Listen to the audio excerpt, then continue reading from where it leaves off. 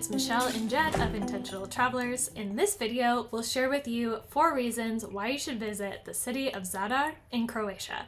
We'll also share 3 personal recommendations for visiting Zadar.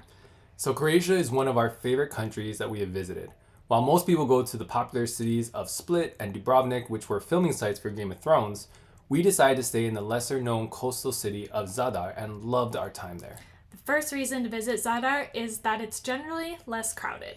It may not be as architecturally impressive as Dubrovnik, but we found it more enjoyable to explore and a great home base for day trips.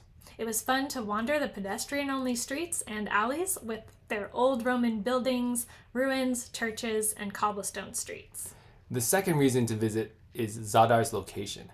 The old town is a walled city right on the water. This means you have beautiful views of the ocean and nearby islands and spectacular sunsets. Zadar's 2 most popular attractions are the sea organ, where the waves make music, and right next to it is a light display called Greeting to the Sun.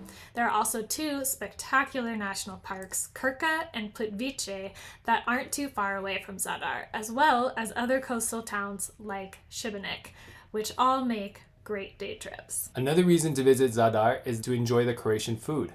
My favorite dish there was the black squid ink risotto and seafood in general. The open markets and grocery stores have great fresh produce, local olive oil, and wine as well. Food is also a bit more affordable there than in the US or other parts of Europe. Our first recommendation for Croatia is to rent a car for at least part of your time. Driving is the easiest way to visit the national parks like Krka or Plitvice. Both feature magic waterfalls and above water pathways that are truly spectacular.